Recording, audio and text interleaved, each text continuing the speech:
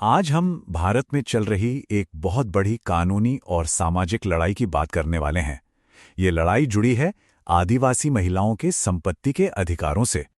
कभी कभी ना सिर्फ एक नंबर पूरी कहानी कह जाता है। जरा इस नंबर को देखिए, 16.7%। पता है ये क्या है?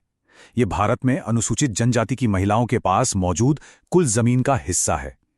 यह आंकड़ा एक बहुत गहरी असमानता की तरफ इशारा करता है, जिसे समझना जरूरी है। ये फर्क तब और भी ज्यादा चौंकाने वाला लगता है जब हम इसे आंकड़ों में देखते हैं। देखिए, 2015-16 की कृषि जनगणना बताती है कि अनुसूचित जनजाति के पुरुषों के पास जहां 83% से ज्यादा जमीन है, वहीं महिलाओं के हिस्से में 17% से भी कम आती है। और ये तब जब खेती का ज्यादातर काम असल में औरतें ही करती हैं। तो सवाल उठता है कि ये इतना बड़ा गैप, ये अंतर आता कहां से है? इसका जवाब हमें मिलता है विरासत से जुड़े कानूनों में। चलिए इसकी तह तक चलते हैं। इसकी सबसे बड़ी वजह है प्रथागत कानून। संविधान में भले ही बराबरी की गारंटी हो, लेकिन कई जनजातियों में आज भी उत्तराधिकार जैसे मामलों में उनके अपने रीति रिवाज और कानून लागू होते हैं। और यही कानून अक्सर महिलाओं को उनकी पैतृक संपत्ति से दूर कर देते हैं। और बस यहीं से शुरू हो जाता है परंपरा और संविधान के बीच एक बड़ा टकराव, जो दशकों से चला आ रहा है। यहां आकर मामला दो हिस्सों में बढ़ जाता है। एक तरफ तो ये दलील दी जाती है कि अगर महिलाओं को जमीन का हक मिला और उन्होंने किसी गैर आदिवासी से शादी कर ली, तो जमीन समुदाय के हाथ से निकल जाएगी। लेकिन दूसरी तरफ खड़ा है हमारा संविधान, जो साफ साफ कहता है कि ये दलील समानता के मौलिक अधिकार का सीधा सीधा उल्लंघन है। लेकिन क्या हर परंपरा या प्रथा अपने आप में कानून बन जाती है? नहीं। हमारे कानून के हिसाब से किसी भी प्रथा को कानूनी दर्जा पाने के लिए कई कसौटियों पर खरा उतरना पड़ता है। उसे बहुत पुराना, निश्चित, लगातार चलने वाला और तर्कसंगत होना चाहिए। और कानून की यही पड़ताल इस पूरी लड़ाई का आधार बनने वाली थी। तो अब देखते हैं कि जब ये मामला कोर्ट में पहुंचा तो क्या हुआ और कैसे समय के साथ अदालतों का नजरिया भी इस मुद्दे पर बदला। ये टाइमलाइन देखिए।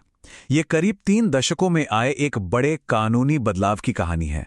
1996 के मधु किश्वर केस से जहां अदालतें दखल देने से हिचक रही थीं, 2025 के रामचरण केस तक, जहां एक ऐतिहासिक फैसला आया। शुरुआत में, यानी 1996 के मधु किश्वर मामले में, सुप्रीम कोर्ट ने आदिवासी प्रथागत कानूनों में दखल देने से परहेज किया। कोर्ट को लगा कि ऐसा करने से मौजूदा व्यवस्था में एक तरह की अराजकता फैल सकती है। लेकिन फिर कहानी में एक टर्निंग पॉइंट आया। 2022 के प्रभा मिंज केस में कोर्ट ने उस प्रथा की वैधता को ही कसौटी पर परख लिया और सामने वाली पार्टी ये साबित ही नहीं कर पाई कि महिलाओं को संपत्ति से बाहर रखने की ये प्रथा लगातार चली आ रही थी। नतीजा, महिलाओं के हक में एक बड़ी कानूनी जीत। अब बात करते हैं उस केस की जिसने सब कुछ बदल दिया, रामचरण वनाम सुखराम मामला। ये कहानी धैया नाम की एक गौड़ आदिवासी महिला की है, जिनके वारिसों ने अपने हक के लिए लड़ाई लड़ी और इस मामले को देश की सबसे बड़ी अदालत यानी सुप्रीम कोर्ट तक ले गए। और इस मामले में सुप्रीम कोर्ट ने जो कहा, वो एक तरह से दशकों की बहस का निचोड़ था। अदालत ने साफ कहा, पैतृक संपत्ति में बेटियों को बाहर रखना उनके समानता के मौलिक अधिकार का हनन है। ये इस पूरी लड़ाई का सबसे निर्णायक मोड़ था। तो अब जब सुप्रीम कोर्ट ने अपना फैसला सुना दिया है, तो सवाल उठता है कि इस समस्या के स्थायी समाधान के लिए आगे का रास्ता क्या है। चलिए देखते हैं। देखिए, असल दिक्कत यह है कि यहाँ एक कानूनी खालीपन है। जो हिंदू उत्तराधिकार अधिनियम है, जो हिंदू महिलाओं को अधिकार देता है, वो अनुसूचित जनजातियों पर लागू ही नहीं होता।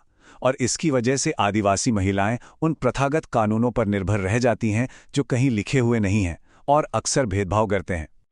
तो इसे ठीक करने के लिए क्या किया जा सकता है? 2 रास्ते सुझाए जा रहे हैं। पहला तो ये कि मौजूदा आदिवासी कानूनों को कोडिफाई किया जाए, मतलब उन्हें सही तरीके से लिखा जाए। या फिर दूसरा रास्ता है कि एक बिल्कुल नया आदिवासी उत्तराधिकार अधिनियम ही बना दिया जाए, ताकि सबके लिए बराबरी सुनिश्चित हो सके। ये पूरी कहानी हमें एक बहुत बड़े और जरूरी सवाल पर लाके छोड़ देती है। कोई भी देश अपनी सदियों पुरानी परंपराओं और अपने सभी नागरिकों को दिए गए बराबरी के आधुनिक संवैधानिक वादे के बीच संतुलन कैसे बना सकता है? ये एक ऐसा सवाल है जो सिर्फ भारत के लिए नहीं, बल्कि पूरी दुनिया के लिए मायने रखता है।